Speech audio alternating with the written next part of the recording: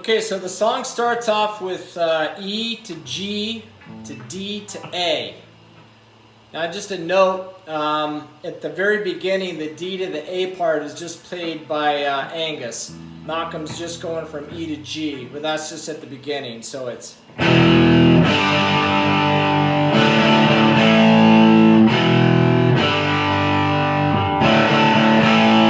believe that's played 4 times.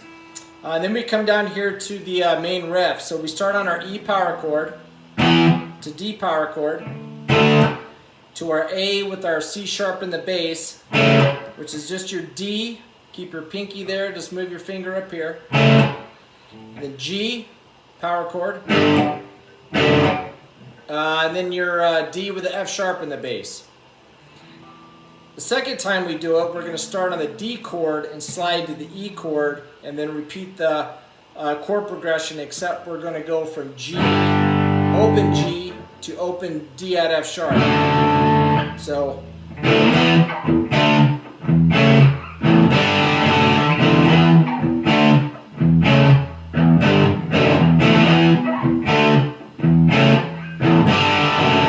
Okay, and then the last time we do it, we're going to end on the E. So...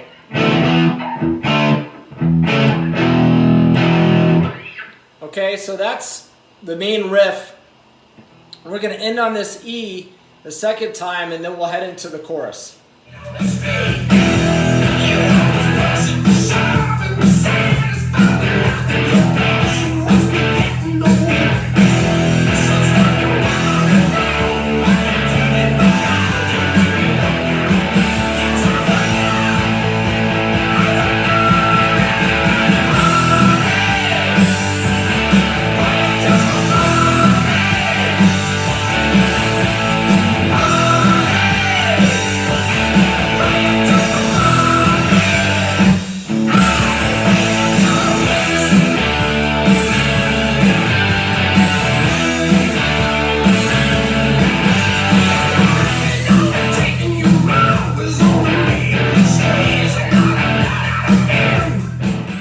So as we go into the chorus, we've been playing our normal progression, and we're getting to where it ends on the E.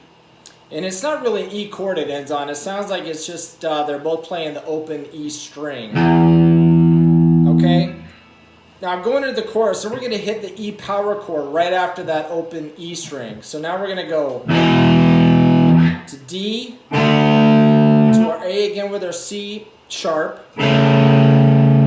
We're going to go G to D at F sharp,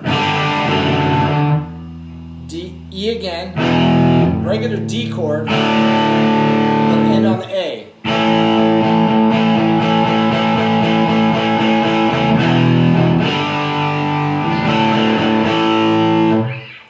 So we've got...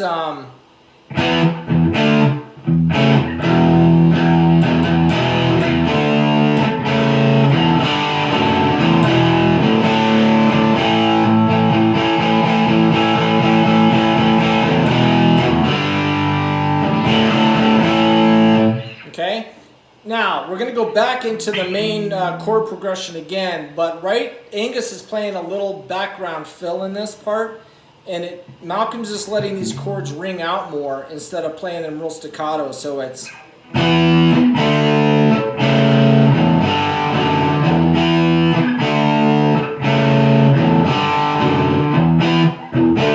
then it goes back into the staccato playing, a much stiffer attack.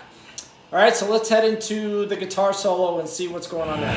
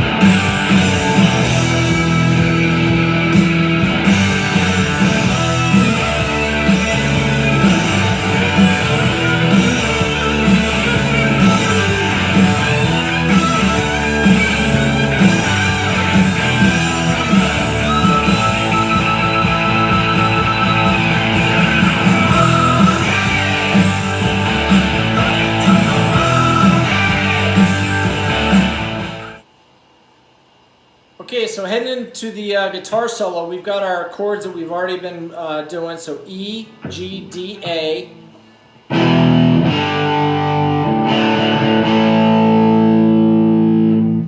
then we're going to end on the E chord. We're going to make sure you don't let it ring out, you stop it, and you're going to do that again. The third time, you're going to let that E chord ring out. And then the fourth time, you're going to stop it again. Okay, so it's...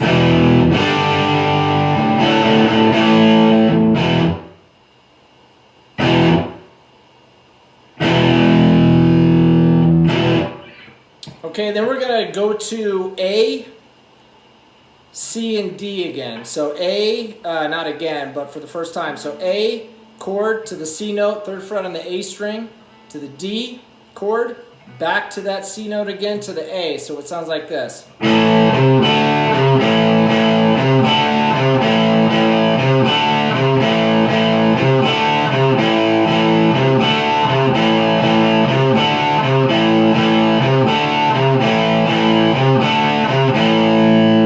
Once we're done with that, we're going to go back to E, and then our G and D at F sharp. Repeat.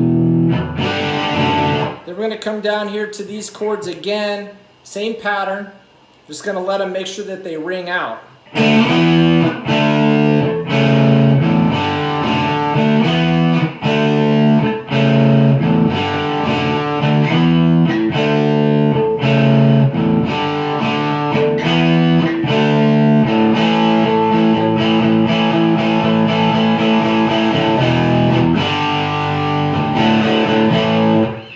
End on that A, and then you go back to the E, G, D, and A again, okay? So let's take a quick look at the end.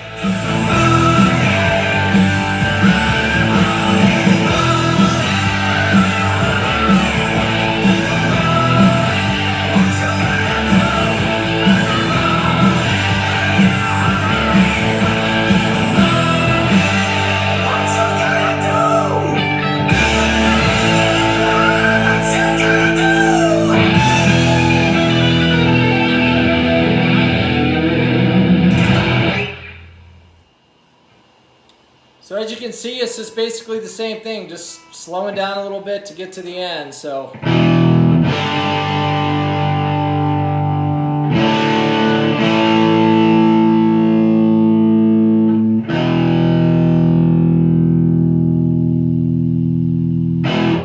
then ends on that E chord. Now, one thing you got to remember on any of these songs is that the rhythm, the right hand is really important, and just playing these chords isn't exactly what you got to do. There's a lot of nuances, and it's hard to explain, and I don't even get it right most of the time. So you're shifting between these chords, but you're keeping the rhythm going, and there's a lot of open strings going on as well. Just pay attention, listen to the album, and use your right hand a lot to try to get the rhythm. If you watch Malcolm's playing, his right hand is always going even though he's not hitting the strings. Real important to keep the rhythm going. So anyway, we'll see you guys next time. Thanks.